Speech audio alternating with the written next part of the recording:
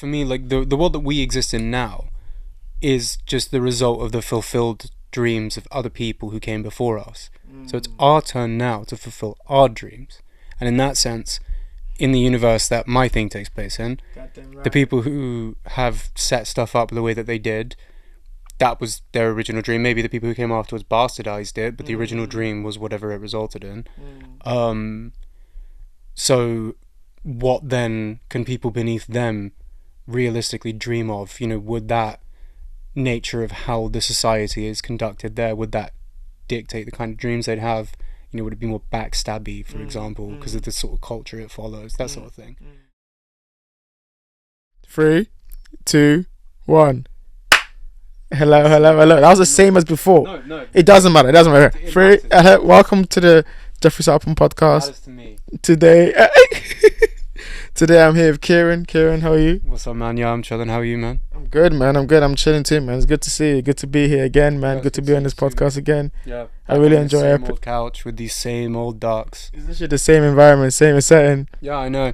Bro, the years go by, but those things remain. Like, The ducks have been a lot of places. They ain't even in the other place, isn't it? When we Yeah, man. I mean, I've had them since my first ever paycheck at 16. Yeah. Okay. Yes. So today I'm here with I'm here with Kieran today to talk about.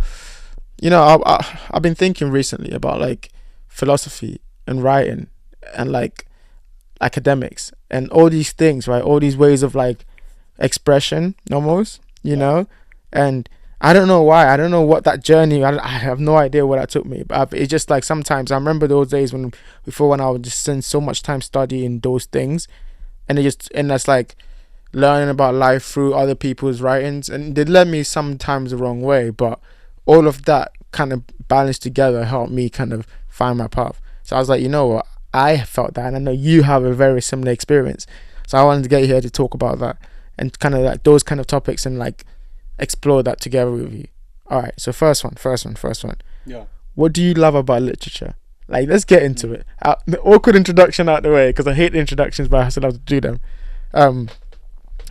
What do you love about literature? What is it for you that at the beginning, when you were really getting into it again and getting hooked by it, drew you in and made you think like, you know what?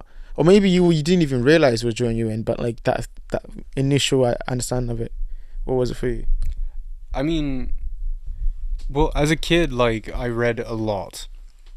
But, I mean, you know, I also grew up watching, like, cartoons, you know, movies, things like that. Like, I used to love Finding Nemo, that sort of thing.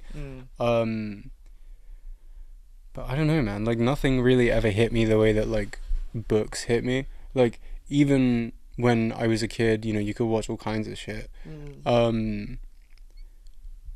Yeah, nothing just hit like reading novels did when I was a child. I think it's also because like novels typically would get onto maybe more adult concepts, and as a kid it was that kind of like Stress in your mind, kind of.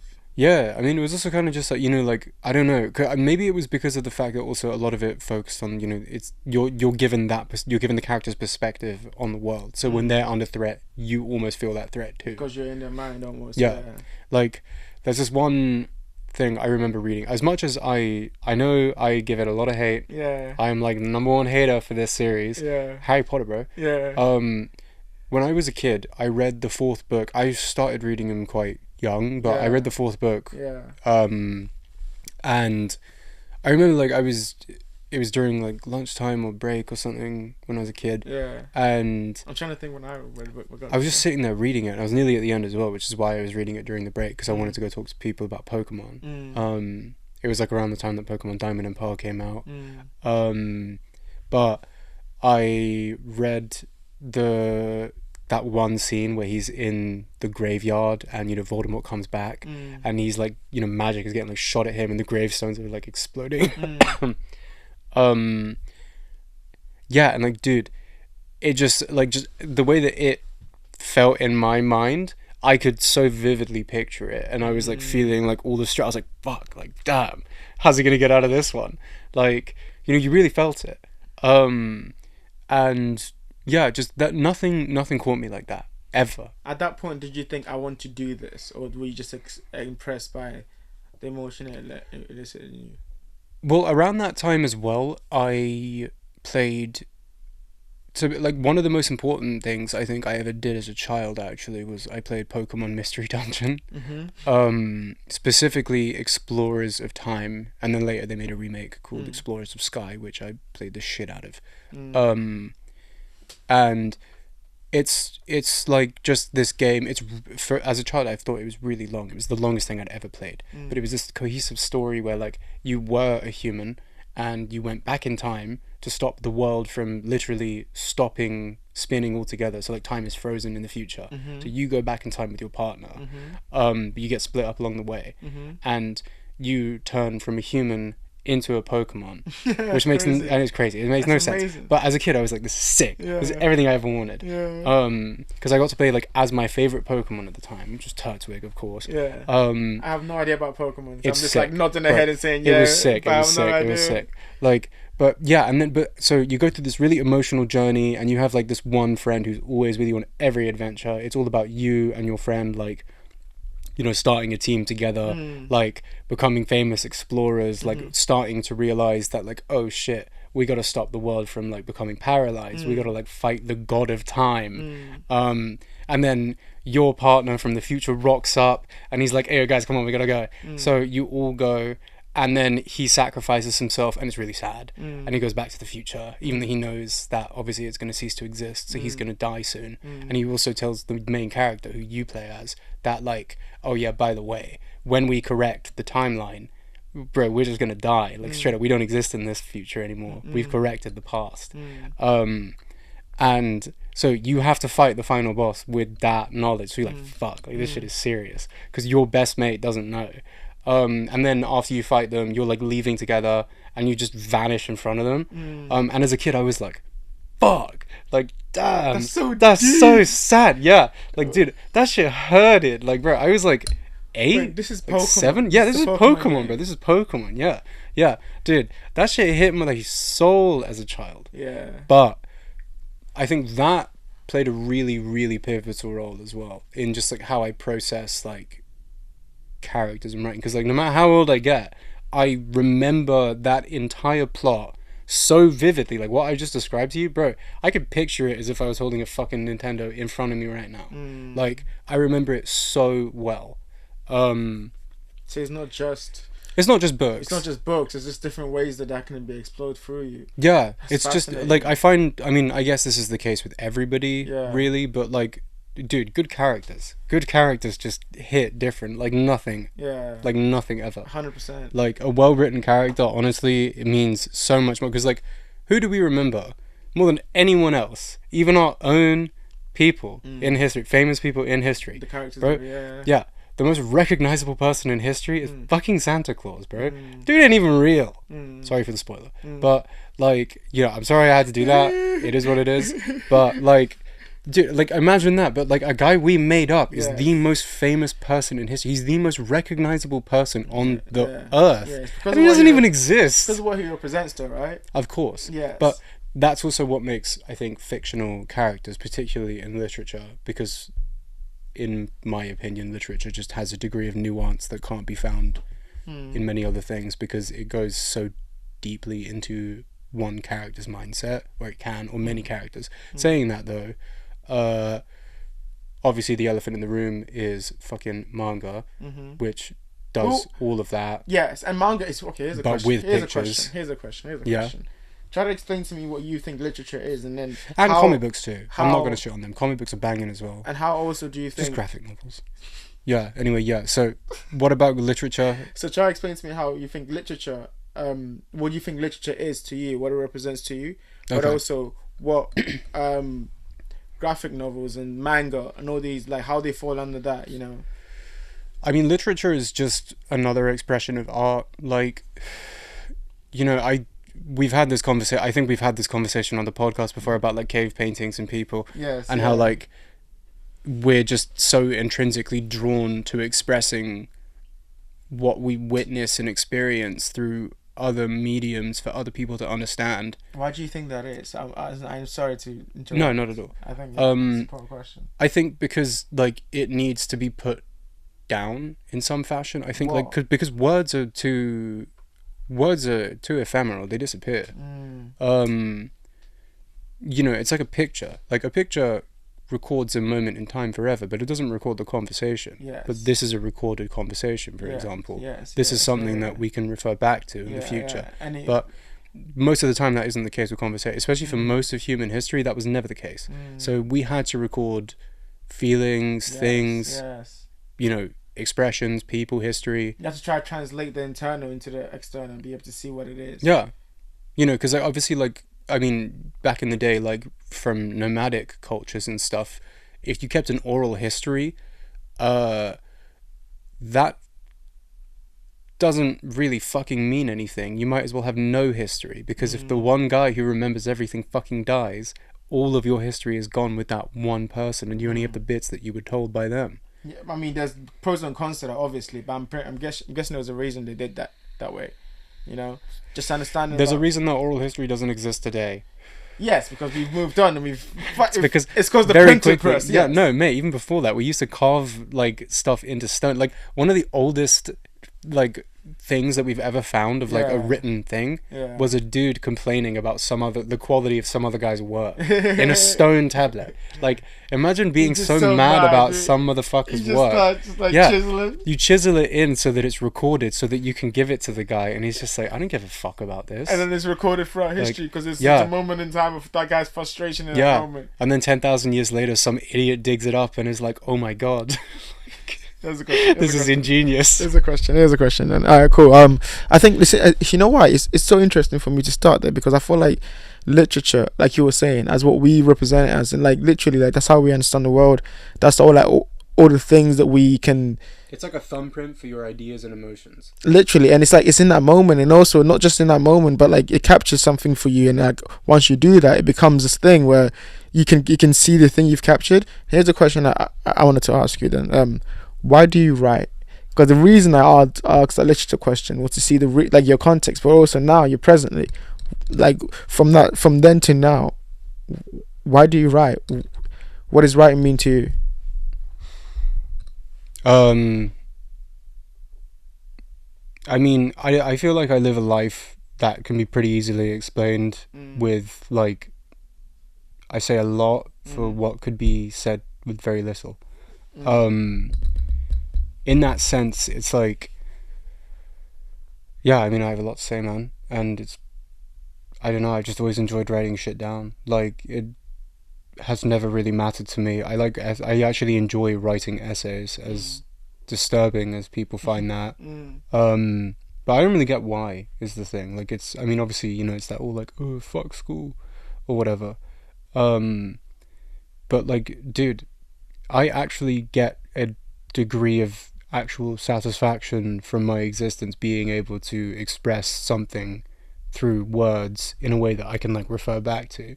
I don't know why, I just always have.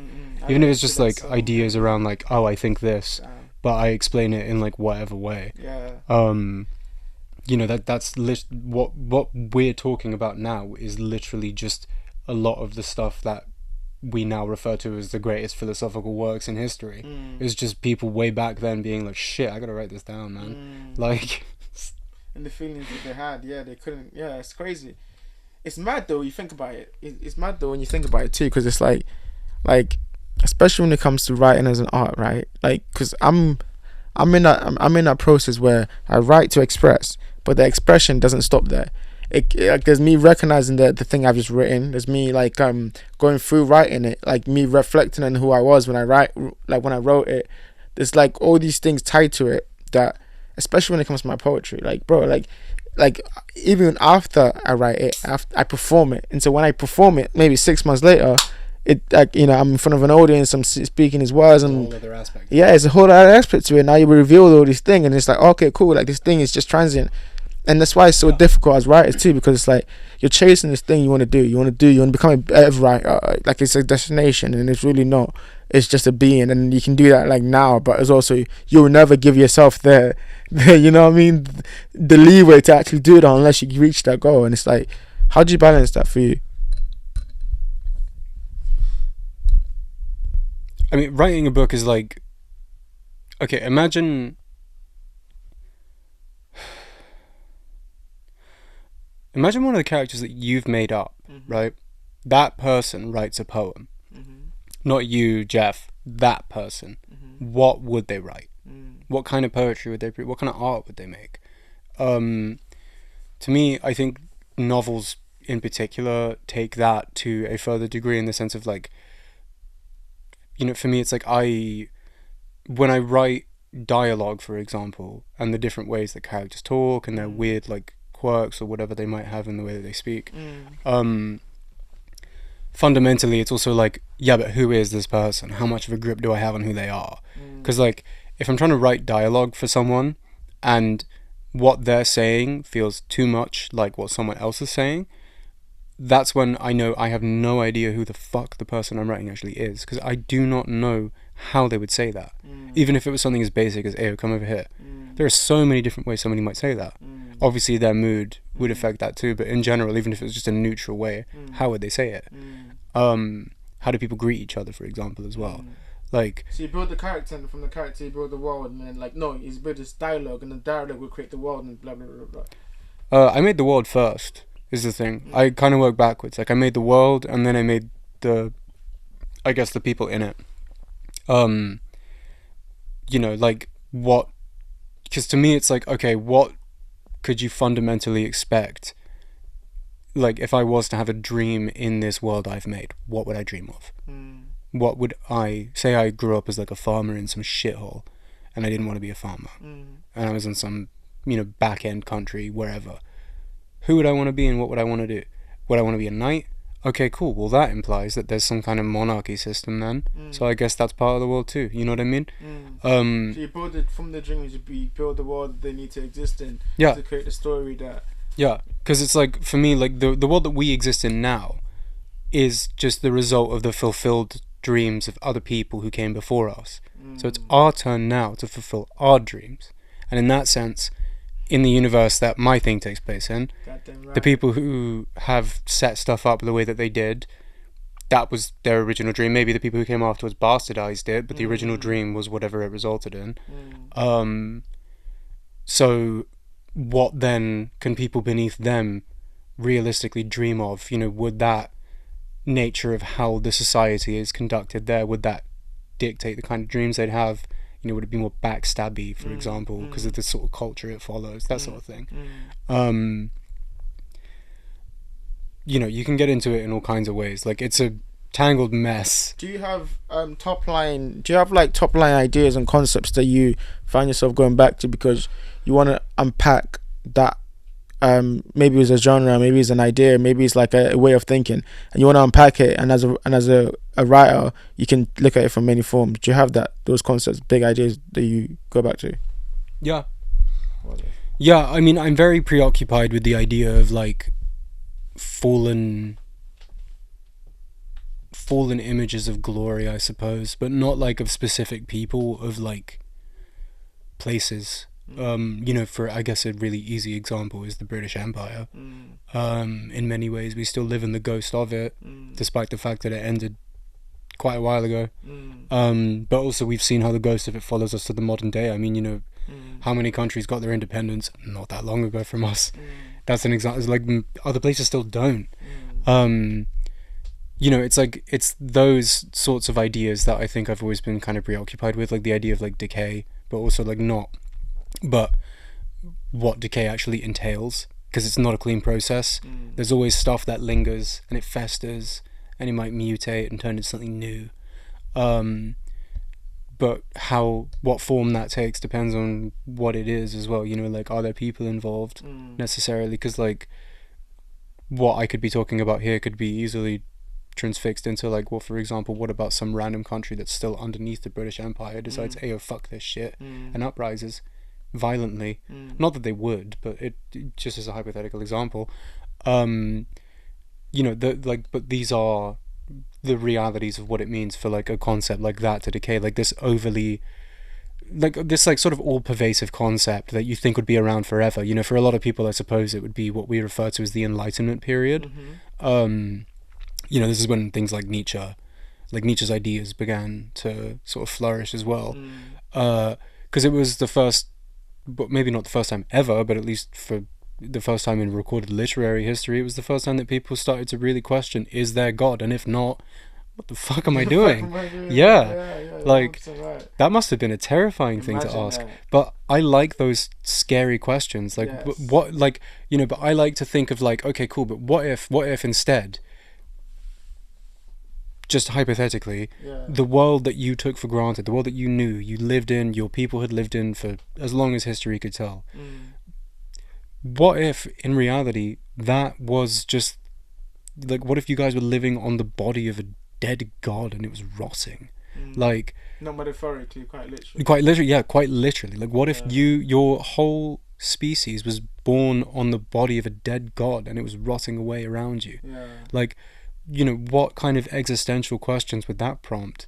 Like, I like stuff like that. Obviously, this is moving into more of like a sci-fi fantastical sort of realm, but that's because to me, that's the realm where, like, it's actually possible to ask these questions and not have it interesting settings and not have it be ridiculous. Yeah, because that's the thing. It's like, it's all about suspension of disbelief. Yes. Like, it's like the struggle that I find with sci-fi is that, like, I want to conjure that feeling of, like, not existential horror explicitly, maybe sometimes, but, like, just that feeling of, like, not dread, just that weird existential feeling that you have where it's almost like you feel as if you're sinking, kinda.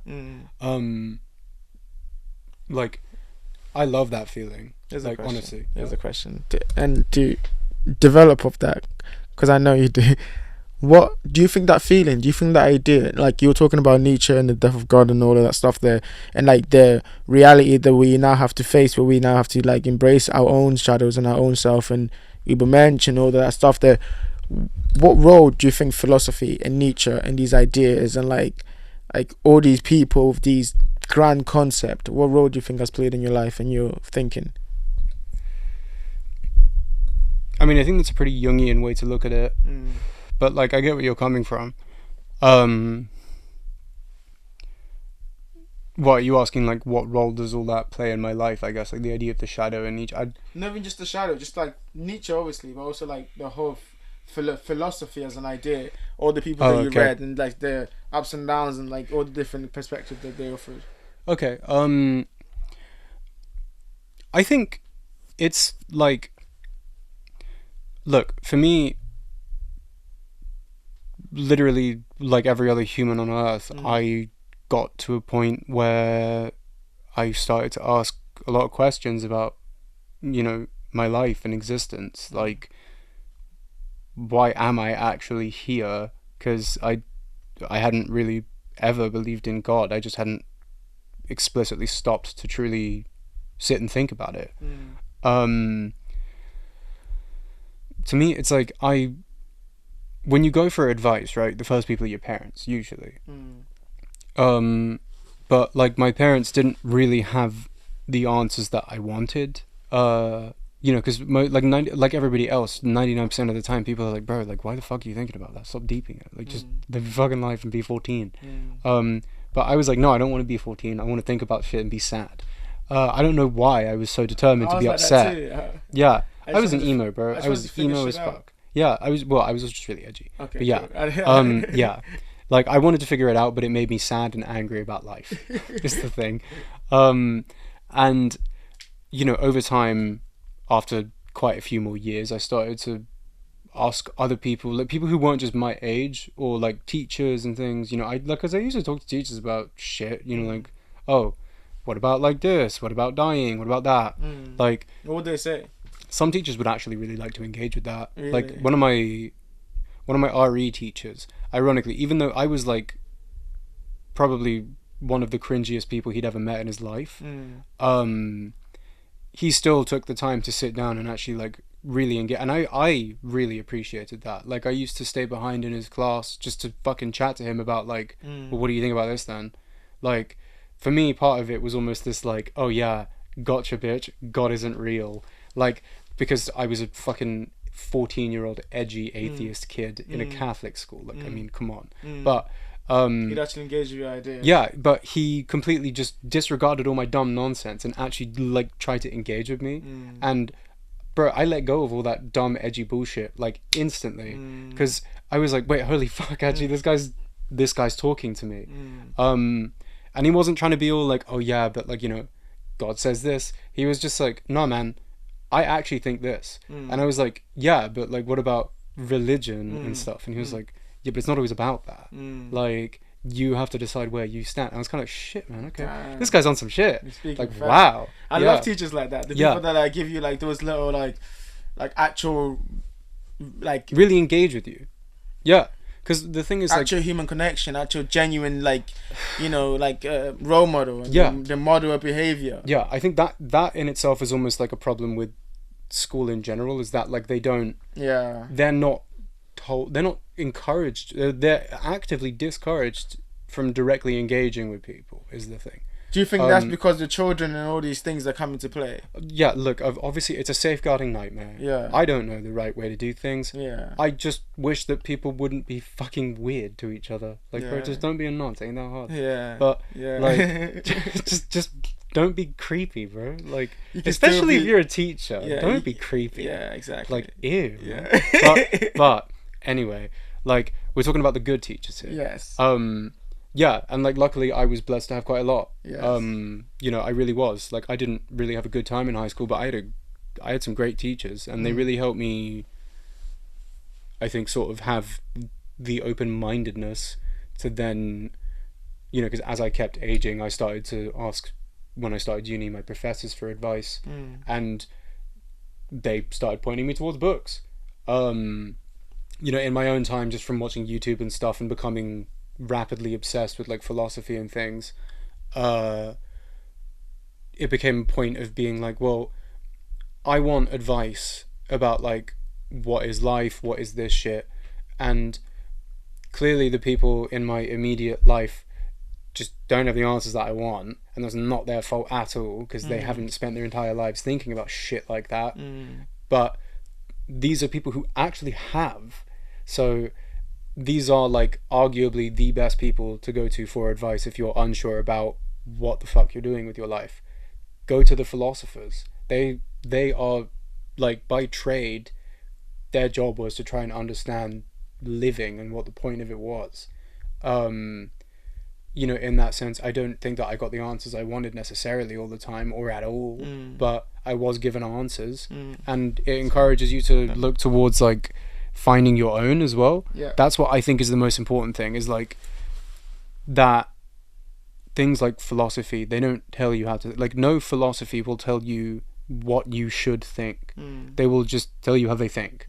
And if they try and be like, oh, this would benefit you in this way, as any person worth their fucking salt would say, bro, these people are fucking charlatans. You know what I mean? Like if you look at like the Andrew Tates of the modern world, the pseudo, what young people might look up to as like, I suppose, the pseudo modern philosopher, you know, the modern Plato or whatever. Some people, to them, that might be Andrew Tate, bro. That's a bad world, because he sells them because he sells them on this like ridiculous farce that like is packaged in this like pseudo philosophical, like, oh, this will help you, this is life advice, but like, it's not really, is it? Though, because it specifically targets so many aspects of these people's lives that he knows he can target. But like, man, the real advice ain't about that.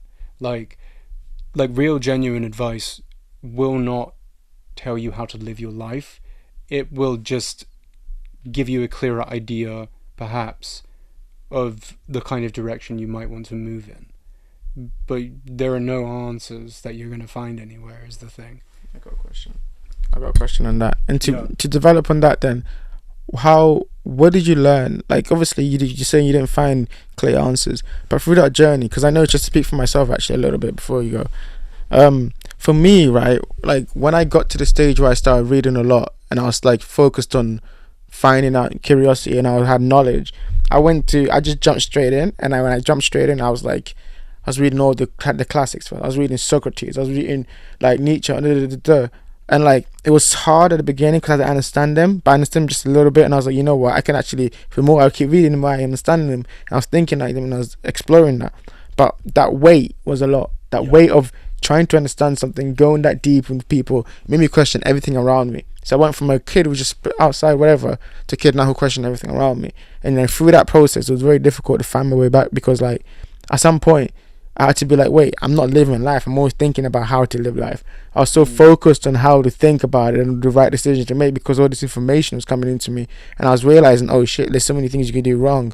But I wasn't understanding like actually the process is actually just living it, and figuring those things out, you know. And I think like after that, a while after that, I started to like think for myself, which was very difficult, because I think it's even worse to think for yourself than it is to think behind the philosophy, because it requires work, it requires honesty, it requires you to really introspecting yourself, you know, and all these things that like the where the ideas are coming from, and then also who you are, you know. And then you find that through that process you find who you are, because that's the point of it. The point of it is that if you can be completely yourself, you know, you can express yourself the best way, you know. The question I was asking was that through all this process, when you start independently thinking for yourself, where you start understanding all the information that was out there, your relationship to it, and actually like, you know what, now I'm actually going to go my own way and find my own way. I don't know. I mean, I never really fully agreed with any of them, to be honest. Like, even with Nietzsche, like when I was, like, I found Nietzsche at a point in my life where like I was quite depressed, and he did not help. But ultimately, my takeaway after I'd like been, you know, through my healing and all that, I didn't agree with him. Like, genuinely, What part? Just how fatalistic and individualistic he feels about everything. He made himself so solitary in his life, and I think that is extremely prevalent in his writing. And I think it's misinterpreted as well. You know, like at the end of the day, yeah, this guy was a genius, but don't forget, he was a really, really lonely man who had spent most of his adult life, you know, pining after the love of a woman who never returned it. And that fucking destroyed him. Like, bro, these were brilliant people, but bro, they were people. Like, you know, they're like, what I think the key takeaway that I've gotten from philosophy, because like I mean, you know, like recently, like my mom passed away from cancer. Like I spent 2 years going into the deep end of philosophy to try and find answers about death and whether or not I could draw some conclusion to feel better about it. And the answer was no, I fucking can't. Because the thing is, like, if you go looking for answers, you're only going to come back with more questions. Because the issue with philosophy that a lot of people find is that, like, no, it's not going to give you any answers, actually, because it's not supposed to. It is frustrating to have to do the work, because it makes you aware of the fact that there is work to do.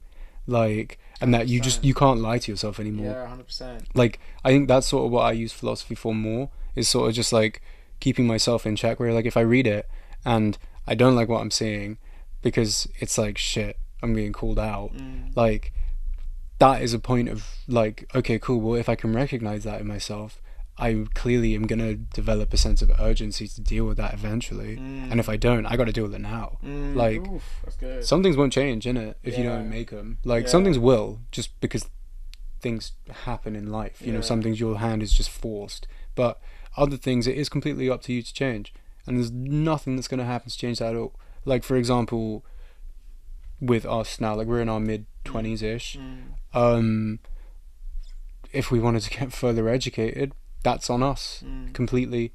You know, granted, we're lucky enough to live in a country where like we can get help for it from the government, but if we want that, like, yeah, it's like there is a shitload of help there for us to get it, but it's still up to us. You know, they can give you all the money in the fucking world, but at the end of the day, if you can't be asked to do that degree, or, you know, if life gets in the way, bro, that happens. Shit happens. You know, shit fucking happens. But it's the title of this fucking episode. Shit fucking happens. I can't put that as a title. You can't. Yeah, YouTube won't like it. But no, 100%, I agree with you, man. I agree with you. Okay, here's a question. Like, because I think you're saying that, and it's making me think about change and how life just changes, man. Like, do you remember when we first met, man, where we both were in our lives? It was so different. It was so different. so Like, different. yeah, I mean, it's great because the relationship is still the same, which I appreciate you for. But literally, our whole life, everything else was so different. Even though we thought we'd reached a level of clarity and understanding about ourselves, because I know we should talk about that. It's like, we're so enlightened, bro. We know everything. We knew nothing. And this was only 2 years ago. Yeah, mate, we thought we knew the fucking woods, but the reality is we were like 2 feet in the forest. And then we just realized in the forest and realizing, Yeah. oh shit, we're in an Amazon. Yeah. But the idea is like, how do you like go through change? Obviously, you've been going through a lot of change, right? And it's like, it's difficult because, like you're saying, it's like it's this thing that's transient. But to recognize that, but also actually go through it. What is that for you? What are some of the ways that you can actually, like, even though you recognize the change is transient, when you're actually going through it and dealing with the stuff you're dealing with, like, what helps you get through that? Honestly, man, you just gotta let go. Genuinely, like, it's the hardest thing to do. It is the hardest thing to do. You just gotta let go. Like, I struggled desperately with my mom and everything. Like, I didn't want her to die, desperately not. But you just gotta let it go, you know? I mean, even afterwards, like, I then proceeded to basically scorched earth the rest of my life. But even that is like, I knew, man, I couldn't resist this change anymore. Like, I spent so much time fighting this dream, and ultimately it just made me tired and sad. Like, that is the reality of it, is like, you just knock yourself out because you become too tired to deal with your life. But you know, like, I stopped resisting the change. I accepted the fact that ultimately this was what had to be done. I didn't like it. Did it make it easier though? The action, no, but the after effect, yes. Because here's the thing, man. Like, I could have continued to resist this for however much longer, but the question would be, well, what would I be left with afterwards? You know? Like, there's only so long you can deny reality. I mean, it's that sounds extremely, like, dark. I don't mean it to. I just mean, like, because it's not explicitly a negative thing. It doesn't have to be. Like, you mean change, right? Yeah, change. Like, it's because obviously, like, I've gone through pretty violent change recently. Like, my mum died. I'm here now. But it's like, man, like, you just have to accept it. You just have to accept that this is just how it has to be, and that doesn't have to be a bad thing. Like, I didn't want my mum to die, but ultimately, having seen how much she was suffering towards the end, I'm happy for her. Like, you know, she got to go back to the place she grew up. She saw everybody she basically ever knew right before she died. She saw her daughter get married to, like, the love of her life. Like, bro, she was living it up. And I think she knew too. She knew that, like, that was it. She did everything she had to. It was time to go. And that's okay. Like, you know, I'd kill for her to be here, but it's okay. I really, but I completely agree with you, man. I completely agree with you, and I'm definitely getting exactly what you're saying. Like, it's like,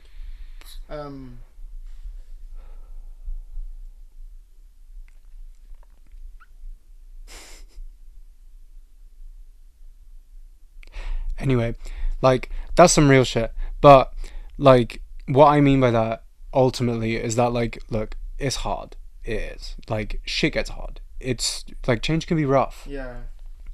It can be. Yeah. But how you deal with it prevents it from becoming, like, not all encompassing. That's perhaps the wrong word. It's more like definitive. Yeah, no, that puts too negative a spin on it. But no, that's that. No, the thing is, it's a nuance. It's a whatever word. And I know Yeah. what you're trying to say. As Yeah. in, like it doesn't stay. It doesn't become. Yeah, a you have to thing move where- with yeah. it, basically. Like, Yeah. and you know, I spent 2 years resisting the currents of my life. I did.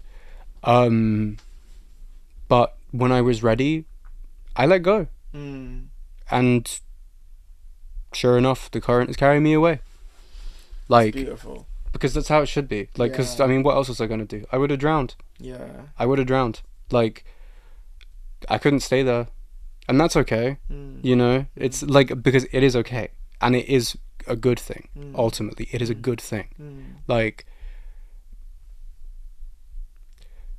and you know, really, what we're all left with now, like me and my siblings and my dad, is like we're left with the rest of our lives, which is, at first I was horrified by that idea, genuinely horrified. Like, I could not fucking at all imagine the idea of living the rest of my life without my mum. But it will be okay. You know, it won't be the same. It will never be the same. But It's going to be okay. yeah, Yeah. I mean, the fact that it won't ever be the same, I mean, well, yeah. Like, Yeah. because she was a special person. Like, of course it wouldn't be the same afterwards. Yeah, the pain is a recognition of how much it meant to you. Exactly. Like, you know, it's... Death is a tricky concept, especially in the West, I think. Especially with, like, you know, just how everybody treats it in the West. Look, it's hard. Being the people who are still here, it's hard. But I think that when all was said and done, you know, like, I try to look at, I suppose, the end of my life with the hope that I will kind of look at it, as I'm sure everybody does, but I'll be able to look back and be like, yeah, man, shit, I lived the fuck out of my life. I know my mum thought that, so she probably didn't regret anything, you know? I mean, gone too soon, yeah, but what is too soon, you know? I mean, I have no idea how long I'll be here for. What if I'm gone tomorrow? Like, you never know. Not that I think I will be, but, like, it's the crazy happenstance. But Yeah. if I go tomorrow, I mean, shit, you know what? Like, if those are the last things I ever did, cool. So you're saying your perspective on death has changed a bit? Yeah, I'm glad I died without trying to resist the change that was coming. If that's how I feel about it. But what I mean is, like, I think ultimately that's how my mum felt. And ultimately that's the reality of change. Like, death is the greatest change we can face. That's why I brought my mum up in the first place. I probably should have mentioned that in the beginning instead of just going on a really depressing What do you tangent. mean? Bro, But me. I know. What are you talking It's also about? your viewers. Fuck that, um, it's me. Yeah, sorry, no. But damn, guys, you heard it here first, I man. mean, it's a conversation. We're here together. Like they just get to view and an opinion. Yeah. You know? Jeff, fuck them head. I understand. The Jeff head himself, he says so. I agree that fuck them kids, but no, I don't mean that. I mean it doesn't mean. nah, you I said love that. kids. You said nah. How many times have I tried to argue this with you? Like, yo, bro, I want to see them little ones. I want to get to pick little Kieran up. But like, I fucking love you. Hopefully, What are you trying to say, bro? to God, it's gonna happen. You trying to be confessing something here? I'm saying I hope you have a kid. Like, how bad is that to say? That's disturbing. I don't want a child, Jeff. Horrifying That's thoughts. fine. That's fine. That's fine. Um, That's fine. You can say it. You can say it if you want. You can say it if you want. Here's Yeah. a question. Here's a question. Sorry, I Alright. completely forgot to No, ask some questions. no. Mate, first off, thank you. Honestly, that was amazing. The thing I'm struggling to understand, right? I think the idea is the reason why I'm kind of like bringing all these up and like kind of questioning these ideas, right? Because I'm struggling to understand what happens next. Like in terms of literature, in terms of what it represents, in terms of like books that we grew up on and writers and all these things, we're moving into a different era where we're consuming content differently, and the ideas and ways of self-expression is different. It's more video form. Not to say that the written form will ever go away, but in terms of the audience and like almost if it's an attention economy, then how do you grab the attention of the people? Obviously create incredible work, but the question I'm asking in a long way It's how do you, what do you think literature and the idea of writing and all that is going, you know, and also how do you make sure that you adapt to that so you can stay ahead of the game? I mean, look, man, the way that I think about like all of that is because you're right, we are like kind of on the precipice of a new era almost.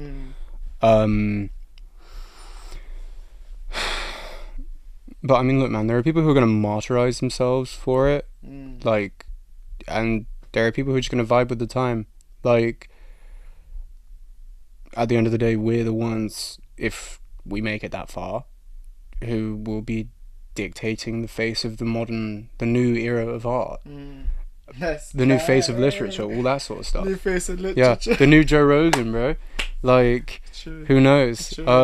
Who knows? But who knows the future? Yeah, but in that sense, like, you know, you can self-martyrize if you want, but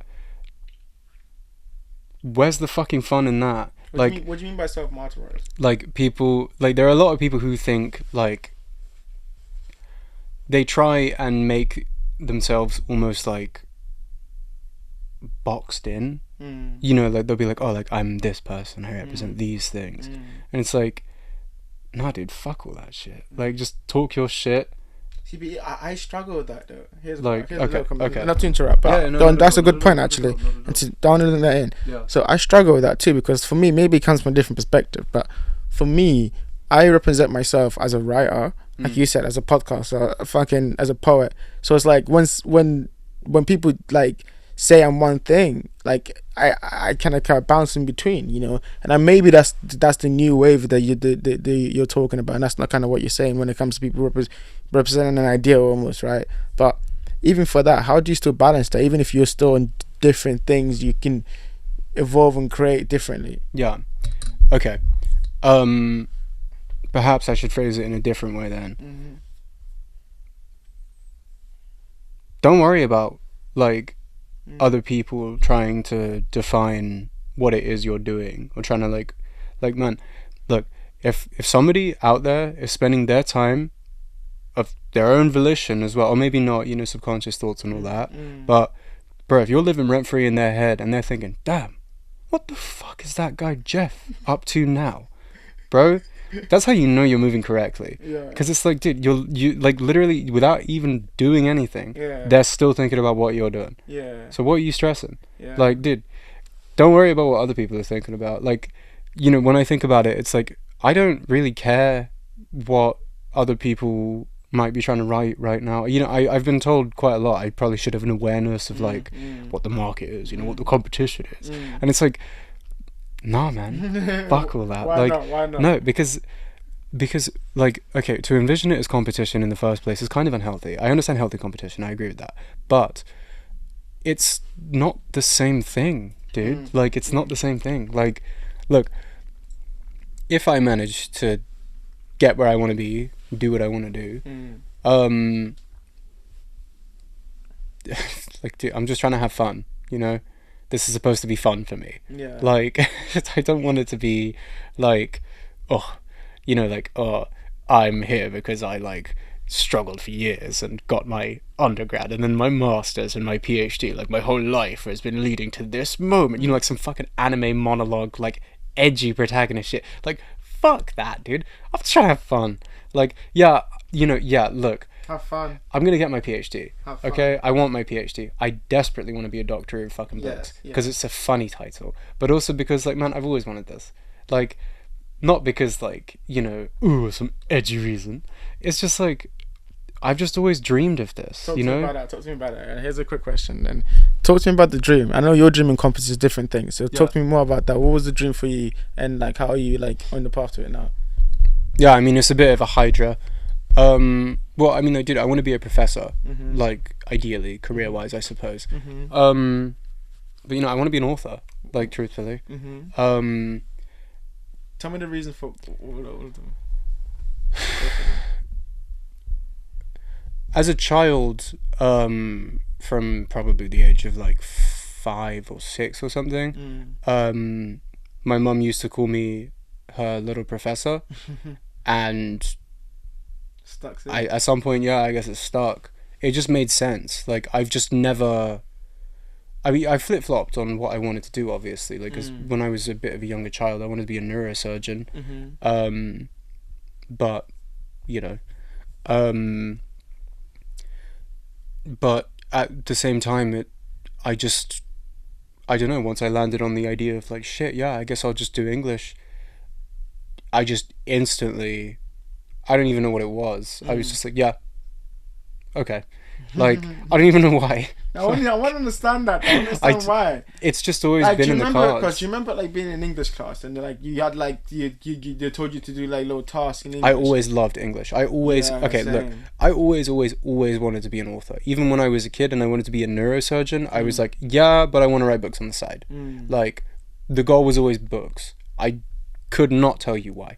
If I had to like put on my Freudian analysis hat, I think. So when I was like 9 or 10, I moved school anyway. And my English teacher, first time I had like a proper English teacher. You know, you have like different teachers for English and maths. I never had that before. So my English teacher was like this just insanely good looking woman, who I, as like a 9-year-old, was madly in love with. I was like, damn, bro, you know, like I was feeling like that, a girl like you in a place like this, shit. Like, but it was a really nice school. It was a really nice school. Yeah, I say that, but honestly, it was such a nice school. I don't think I've ever been to a nicer school than that. Like, that place was just the real shit. But yeah, in her classes, like, because also at the time I was just on a really big like ancient cultures wave as a kid, so I was like, you know, reading like about the Aztecs and the Incas and like the ancient I was fucking obsessed with Greek mythology as well. Like, you know, Trials of Hercules, like all that shit. Same, bro. I used to read Percy Jackson because of that. Mate, I know, same. God. I'd go on, I'd research Athens, Ares, all of the fucking gods, and like read the little histories. And I bought this little book that just explained all the gods. Yeah, mate, and honestly, I consumed all the content around that. I was fucking obsessed, bro. As it should be, man. Yeah, I was also like an Egyptians kid. Like, I was all about that shit. Egypt, man. Bro, so cool. Like, I was all over that shit as a kid. And yeah, like we were doing like Greek mythology in English class. And she was like, oh no, you're all gonna write your own myths. So I wrote like some shit about like killing Medusa and like the Minotaur and like whatever. And I remember she like was like hovering over me as I was like scribbling away. So as a kid, I have a very distinct memory where like, you know, it was like the most intense thing I'd ever dealt with as a kid. I was like so fucking stressed, and I was like writing like my whole life depended on it. And I was like, yeah, this is some fucking like, you know, that music video of like the thing with the guys like writing the rap lyrics and it fucking bursts into flames. It felt like that. It's like it fully felt like it's like when Light is writing in the Death Note. It's dude, like, honestly, like I was on a wave. I'll eat a potato and eat it. Fully. But yeah, like, and then it turned out she ended up reading that and going to like the other teacher who was like in the higher set for English and being like, hey, you should move this kid up, look at this book. And so she moved me up in English, and like one day I came into school and I had English and I went into the class and she was like, oh, I asked you, Kieran, you go to that class now? And I was like, what? Why? Like, what are you talking about, man? Like, nah. And she obviously, as a child, I spoke like, you know, I was like, what are you talking about, miss? Are you sure, miss? Like, you know, yeah. But and yeah, so I rocked up in the class and she was like, oh yeah, like I read that story that you wrote, and she was like it's sick as fuck, man. Like, this is really good. Like, you got to be in the top set. Like, seriously, like they don't even do stuff like that over there. Like, you're mad, dude. And as a kid, I was kind of like, whoa, like, what? That's when you first realized you could write. Yeah, maybe, because I think just that combined with the fact that also as a child I had put what was clearly just me viewing her as like a mentor. I conflated that as a kid with being in love with her because you're a child. Like, she was like my whole world at that school, basically. So for her to be like, you're sick as fuck and you deserve, like, you should write, as a kid I was probably just like, damn, that's what it should be then, hey? Like, yeah. And I never looked back. I mean, even before that though, like, I used to write my own stories all the time in the back of my books in like my earlier school years, where like, I mean, like I said about Pokemon Mystery Dungeon, bro, I used to write stories where like it was like, oh yeah, I was a Pokemon and I had my own adventures and stuff. I had like a whole cohesive story going across like 4 of my books. Like, yeah, it was just something I've always loved doing. So has it always been like fantasy or like sci-fi, or like you're inhabiting another world? Have you ever tried to write from your own perspective and your own perception about the world around you and how you understand it? To be honest, no, actually. Like I have, in the sense of, you know, I've written things that take place on Earth in the real world, but there's always this weird aspect of like fantastical nonsense to it. Because, I mean, to be honest, like the supernatural like feels so much more like raw, I suppose, to me. Like, you know, to me, like in a novel about like a woman who is, I don't know, grieving her dead child or something, and then at the end of the story, like, she dies and flowers grow out of her, and it's the same flowers as the ones that were on her kid's coffin. Like, that's a nice image. It's weird, it's weirdly fantastical, but it's a nice poetic image. And that to me is why I think like this fantastical sci-fi shit works so well, is because for me, I'm able to just like really forcibly inject so many of my own little inspirations and like, you know, the little imagery and nuances and metaphors and things that I throw in. It's all to build this more cohesive image of like, there's the world that you're reading that is literally taking place, but every single individual person in it has their own individual internal environment, and in there it's just them, and it gives you so much more information about who they are, because it's not just it's their raw unbridled thoughts combined with the visual imagery of like, you know, the imagination, literally, because they're meditating. And how do you inhabit those different people and different characters, and whether well, it depends on the kind of character they are and where they are in their lives as well. You know, what's happening to them and how they interpret it massively affects the way that it looks to them. So you ask yourself these questions, and then you think about how you're going to build that and answer these questions yourself. Yeah, because it's like it's basically like trying to describe a feeling, but rather than using words, I'm using pictures. Effectively, I'm basically writing the novel version of a manga. But how are you're using words to create pictures, you mean? Yes, exactly. But I'm using specifically words that would build towards imagery to create a picture in your head, rather than like to describe these abstract feeling concepts, if that makes any sense. It makes sense. Yeah, exactly. You're trying to like take the idea of the abstract side. Yeah, like rather than just telling you how they're feeling, I'm describing images in their mind to tell you how they're feeling, because that's more poetic. It's because this is there's literally what manga is. There's an inference that has to happen when you look at the imagery and infer how the characters are, the emotions and how they are in that moment. Exactly. Because you're right, mangas are just still images, but still we can understand how they're moving, how they feel, and it feels like imagery to us. Yeah. Okay. I think manga has massively impacted the way that I write characters. I think the way that like character study is done in manga, I think, is something in itself, ironically, that's worth studying. Like, I really, really, really believe that. I mean, I want to dedicate my whole fucking professional career to it. Like, manga, comics. I don't necessarily think the future is manga, but I really think that it's giving us a lot of good lessons that we should be taking in the West. Here's a question.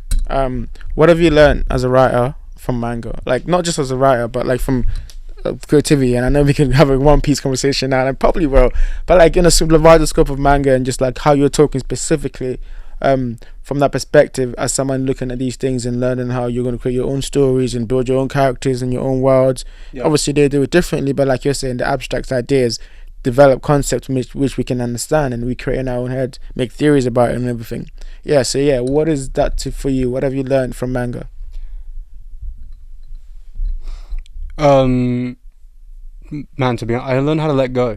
Like, straight up. Like, I just let my world breathe more. Like, it's no longer, you know, when we met originally, like, God, 3 years ago, it was like, you know, I was in a very different place with that whole project as well, obviously, like, and at the time I was trying way too hard to stick to these rigid rules because I thought that this was the sort of sophisticated quote unquote story I wanted to tell. And ironically, what I realized through reading manga is that you can tell a really sophisticated story and also just have a bunch of really stupid shit happen at the same time. Like, it doesn't matter as long as you sell it convincingly. Because the key is all about suspension of disbelief. I mean, I know we have this conversation basically every time I'm on this podcast, is suspension of disbelief. But it's because it is literally the underpinning of every single story you've ever read, is, can you believe it?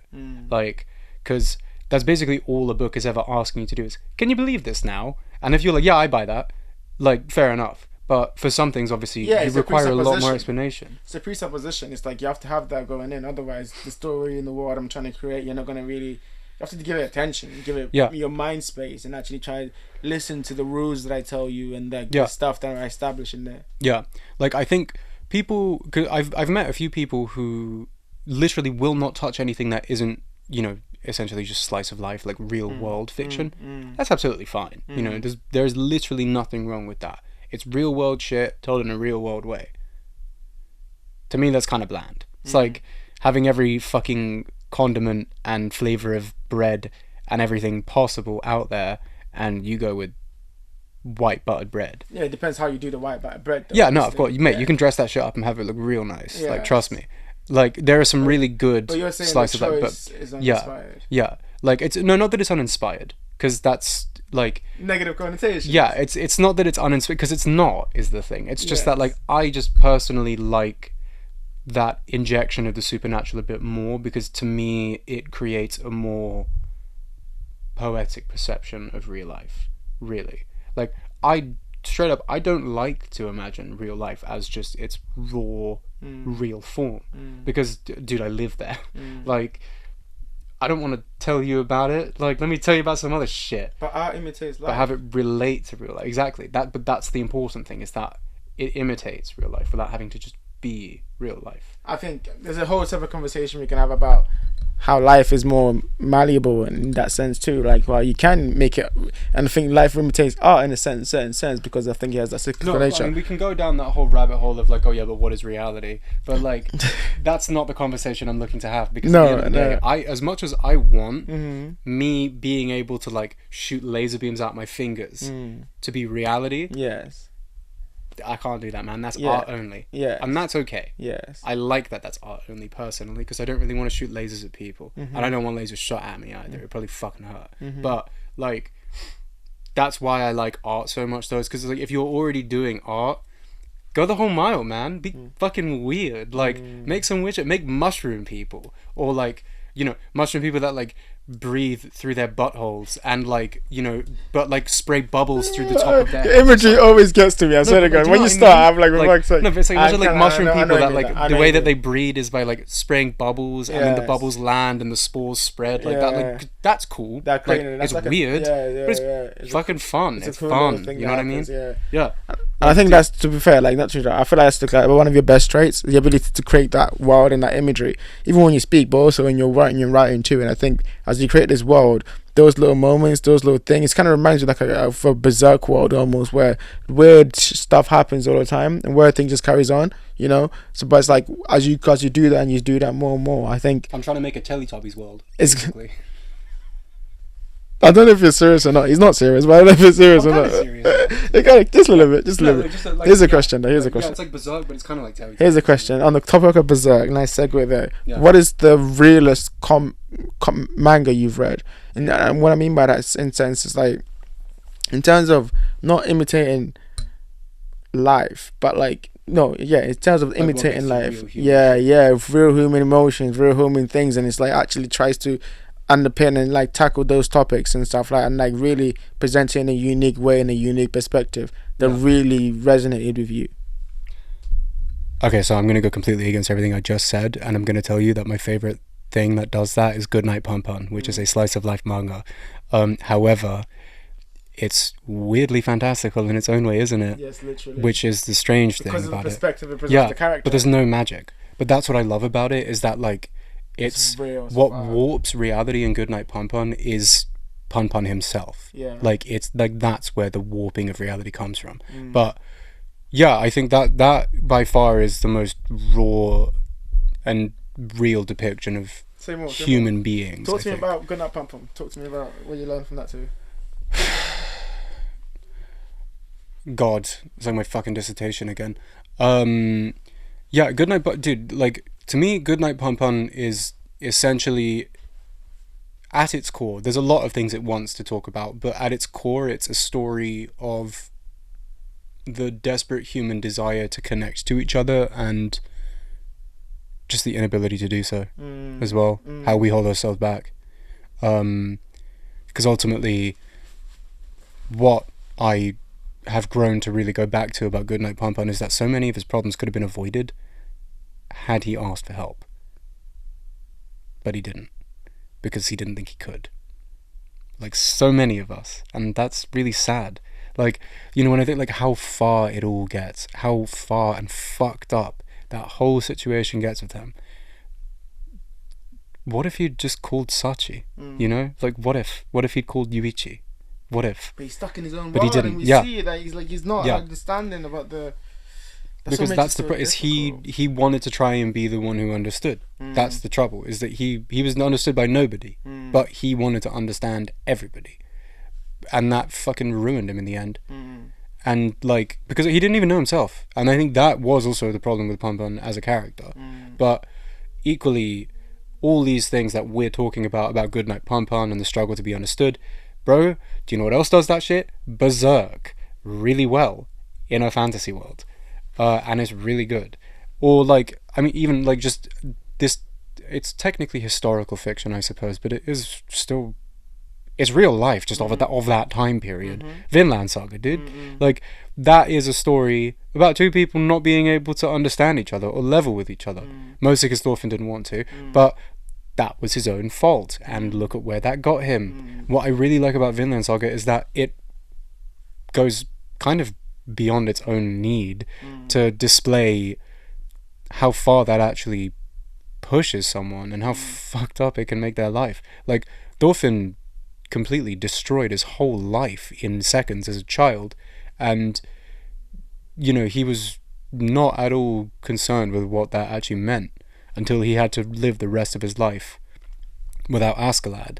And you know, I mean, what life is the thing. Like, that's why he was where he was in season 2. Is because, like, well, what life? Like, a lot of people didn't like season 2, actually. You know, said it was too slow. That Thorfinn was like, whatever now. Talk more about Sorry to interrupt. No worries. I mean, just in the initial phase, but obviously as it kept going, people sort of realised where the story was trying to take it. Because it is such a beautiful fucking story. Like, honestly, Vinland Saga is amazing. Talk more about the thing you said, because you said something and I was really relating. I didn't want to interrupt you, but I think hopefully I remember it now. You say a lot of shit. That's true. We both do. No, you were saying you were talking about how Goodnight Pum Pum and the character, and how his whole struggle was that he wanted to understand everyone, but he himself was misunderstood, and how because he didn't understand himself and all this journey he was going on, and it's like, and I was like, damn, I relate to that so heavy, because literally I think that's kind of my biggest strength and also like weakness. Like, I'm curious about everything. I want to understand people. I really want to know, but sometimes I think that's from a need of you thinking that you may be understood, you know, and finding that balance and finding yourself in that, especially when you're someone who can do stuff. I think like you have the same problem. Like, the idea of your own perception, understanding that, and understanding your identity is the first stage of actually fulfilling that identity. And so you're in that cycle always, you know, thinking like, what are you? Like, okay, I'm a writer. Okay, cool. Now I have to act like a writer. I have to study like a writer. I have to read like a writer. And all these things that you have to inhabit. But what does being a writer actually mean? And also, you have to ask yourself, what does it mean to you? I think that's the thing. I mean, both questions are always difficult to actually entertain, right? Because what being a writer actually means is just writing. Obviously, all writers know that, but that comes with different things. That comes with like ideas, and that's just the bare bones of it. And what does writing mean to you? That's the thing. That's the dream, and that dream of whatever it means to you and what you want to achieve, right, is almost superseded by that first thing when you think, okay, cool, like we need to write, because you almost feel like you're on a journey to get to the second one.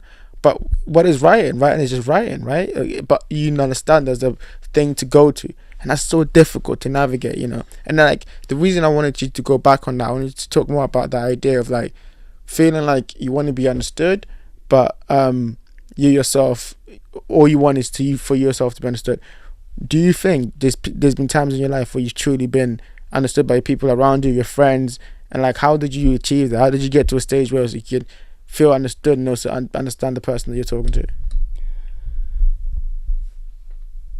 Very rarely, to be honest, until, you know, the last like 3 years of my life, or like so. Yeah, I mean, you know, obviously, like the first person I met who was really ever like that, you know, was Gary when I was in Thailand. Shout out to Gary. Yeah, honest shout out to Gary Moscarelli.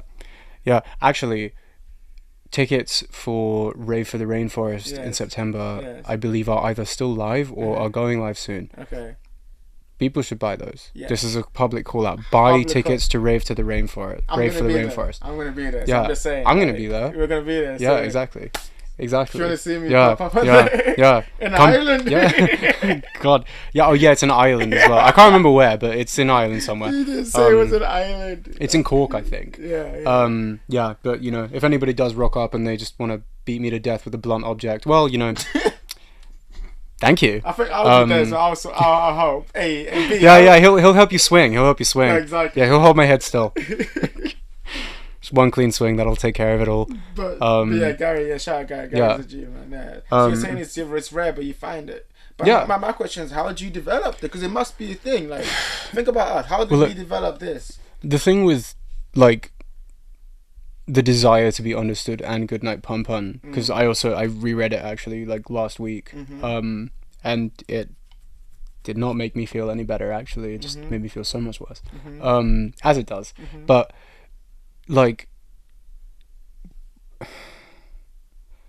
the thing with Goodnight Pum Pum and like his desire to connect is that he ironically finds a lot of people who are also desperate for connection. You know, Aiko is one of them, Sachi is another one of them. But the thing that I find most tragic about it, because ironically I, in spite of spending so much time trying to understand Goodnight Pum Pum and the potential, like, you know, the ways that it could be extrapolated into the way that I live my own life, is that I make so many of the same fucking mistakes that he does too. Like, just in the sense of like, his need to provide somebody else with the feeling of being understood completely eclipses his whole life. And I mean, look at what it did to him in the end. Look at what it did to her as well, is the thing. Like, it's sad, and looking at it felt uncomfortably poetic almost. But like, you can't, if you yourself are desperate for understanding, you can't expect to find it in someone who is the same as you, is the problem. Like, when I mean, you and I both say this, sort of like, are equally as guilty of it, saying that you want to date somebody who's like you, but to a point, because the problem is like that understanding that you're searching from a prospective partner can equally be extremely destructive, actually. Is it because you're always seeking that understanding, or what? Why is it destructive in a sense? It's destructive because, well, I mean, it can fuck up power dynamics for one, in the sense of, you know, where like you can be searching too deeply for a mutual understanding that is just not there, or even just, for example, like, if you yourself are desperate for understanding and you meet somebody who is also desperate to be understood, and that, it's the classic phrase of misery loves company. If you want to be understood by other people, you are not going to find it by looking for it. You need to have it in yourself, and then you won't have to look, because people will just come up. Like, it happened to me several times as well, actually, which is the weird thing, which is why I know it works. Well, that's just like confirmation bias, right? Like, perhaps. yeah, But- mean, like, But I mean, in the sense of just like understanding in yourself, in the sense of you're actually just aware of what you are worth. Because I think Yes. that intrinsically is part of the advice for people who would read Goodnight Pumpin' and take away a lot of the sentiment that we have. Is that I'd say, like, don't fixate too much on his need to be understood, but fixate on the fact that he himself did not understand himself at all. He had no fucking idea who that's he the was. first stage. You must understand yourself. Yeah, there are before multiple you points can- in the story where like he looks at himself in the mirror and says, I don't even recognize myself. He doesn't mean that literally. Well, partially. But like he means that in clearly a metaphorical sense. Like he does not know who he is anymore. But we always struggle to understand ourselves as we grow and change. No, I don't think so. Go on. I don't think so, because like no, you won't if you take the time to just be with yourself. Like, you know, when I say that, I mean like literally stripping yourself of like, you know, if you go on like random like dates or whatever, stop doing any of that. Stop doing anything like that at all. Hang out with people who like you know you really well, and you know truly have your best interests at heart, truly. And bro, just take time to be by yourself, because then you will understand yourself more. Like start taking note of like, oh, how do I actually think about things, and also why do I think these things about these things? Do I feel that strongly about them at all? Like, because if you don't, well, I mean, whatever, but maybe there's something you do care about, right? But you won't know if all you ever do is look for other people to understand you. You have to do that yourself first. And then if you start doing stuff that you like, for example, like I've recently discovered I enjoy painting. I might do a painting course. Who knows? I mean, maybe not. You but should do a painting course. I probably should, Why yeah. not? Yeah, okay, well, yeah, why not? Yeah. Like, yeah, okay, fine. Maybe I'll do a painting course. Yeah. Like, because, you know, I'll meet people who might also enjoy painting. Yeah. I don't know why they'd pay to be in a class otherwise, but maybe they're just trying it out like me. I don't know. You never know, you know? But you're not going to meet people if you're not actually being true to yourself. Like, that's essentially what It boils down to. understanding boils down to, is Yeah. just, bro, be true to yourself and try and seek other people who are true to themselves. Like, because also it can be a trap in the sense of you can have what you feel is a pretty good grasp of yourself and encounter somebody who perhaps doesn't as much that that you think at least, or that is, you know, you recognize that their need for understanding in the same way that you also need it. But you also have to be able to recognize it in yourself. Like, is this person going to contribute towards, like, am I going to give too much of myself to this person? Here's a question. If that makes any sense. It makes perfect sense. Here's a Am I going to question. lose the understanding of myself I've developed Yes. in trying to help this person understand themselves? Yes. Here's a question I have on the back of that also then. I feel like what you're describing is the element of love, like an element of like getting into relationships. So how do you balance that? Understanding what you just said, but also like the fact that we can't live without love. Like we need love in order to survive. Like we need to be able to develop these things in ourselves. But it always comes with so much pain. So how do you balance those two things? Well, love is a multifaceted concept.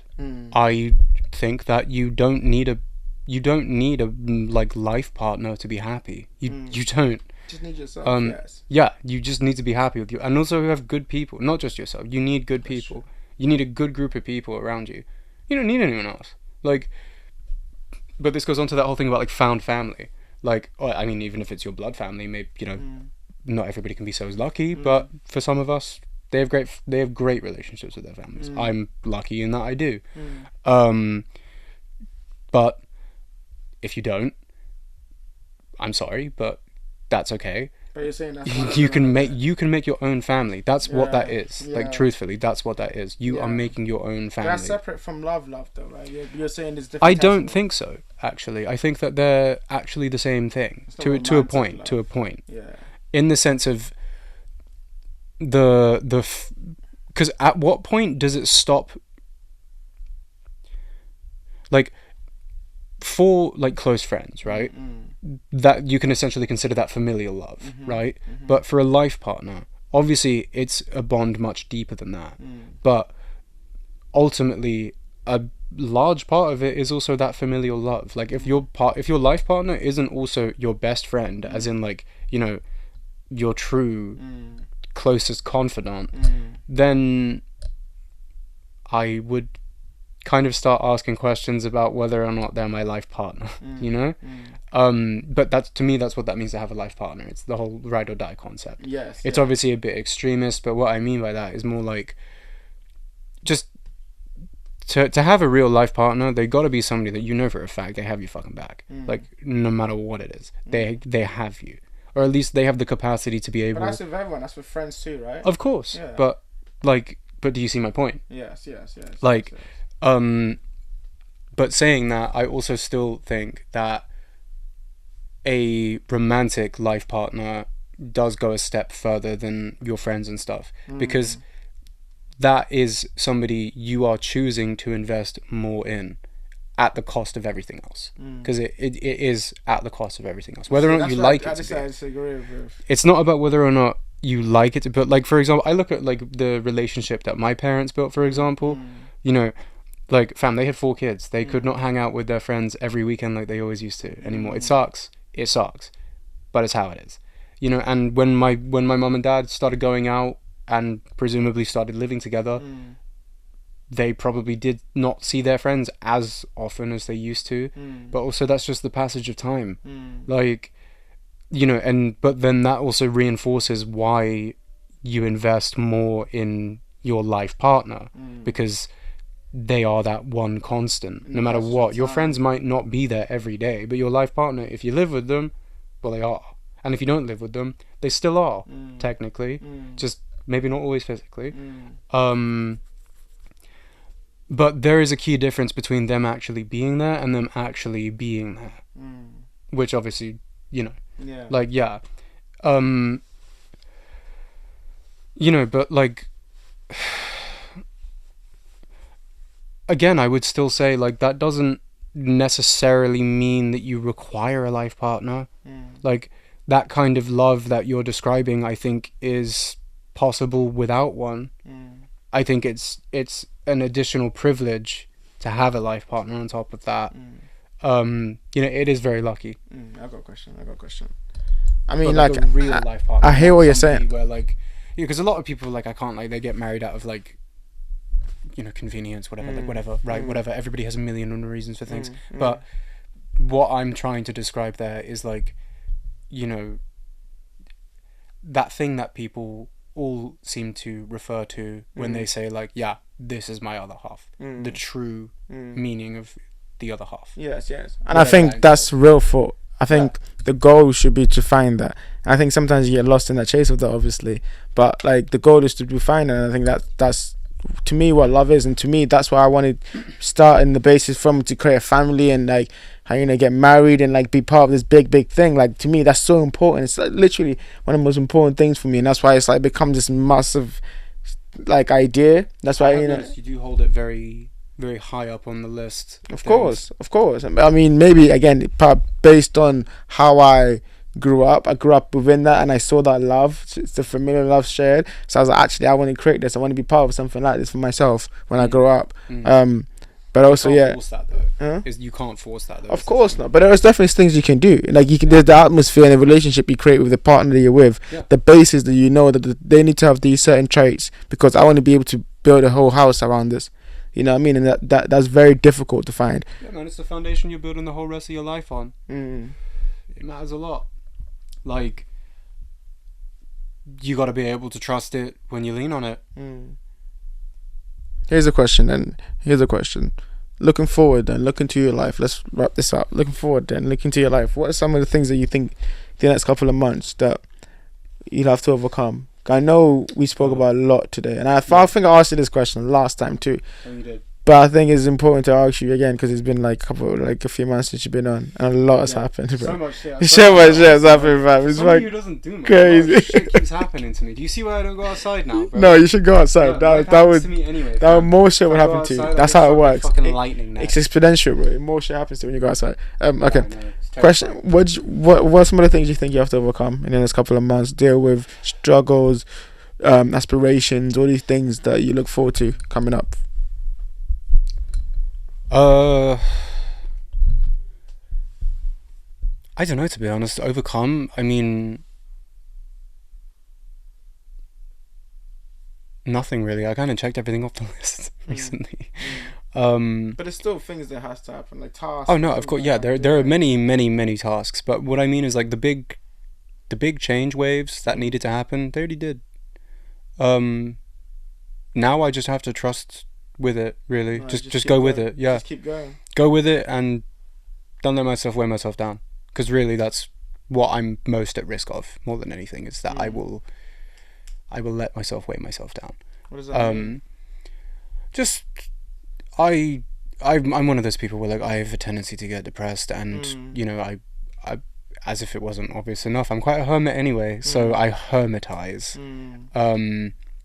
which obviously doesn't really do me any favors. Sometimes it does, but like, no, I think what I need to be doing now, which I'm already putting it in place, is like I've got a bunch of shit to do. I'm gonna be busy as well, which is the main thing.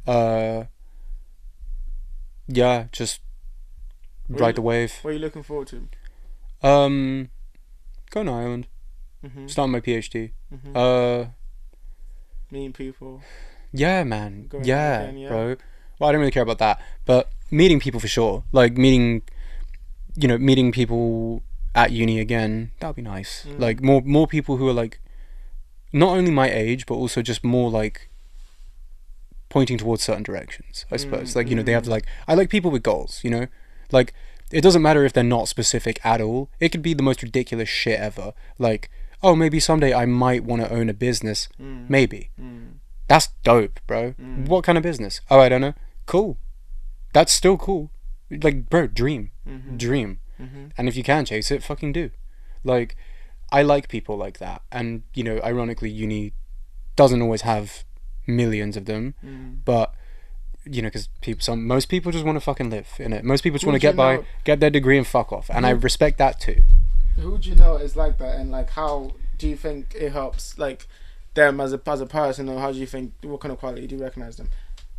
Well, I mean, my brother is one of them. He fucking hates being at uni. He hates it there. He has no interest in his degree at all. But it's, I meant dreamers, like like the dreamers. The dreamers, right? What you're talking about. Well, I mean, yeah, but just for Connor's sake, yes. I will also say, like, but saying that, I fucking love him because he doesn't care about, like, that whole dumb rat race nonsense. He's just trying to do what he likes. And I really like that. I really, really like that for him. Like, but he might end up, you know, chilling in Amsterdam in a few years for whatever reason. That's sick. Like, I really like that for him. He's just happy to, like, vibe. I've always really admired that about him. But yeah, I mean, for the dreamers, like, what would you say to the dreamers to close it out? Good luck, man. Try your best. I want an inspiring, inspirational, not Nietzsche, not Schopenhauer. I want actual good vibe. Let's fucking go. Fine. Look, Winston fine. Look, okay, fine. I'm gonna put on my my honesty voice. You're speaking to yourself. You're speaking to yourself, but you're also speaking to people like you out there. Yeah. Going through the same thing we're doing. People out there. Yeah, I get you.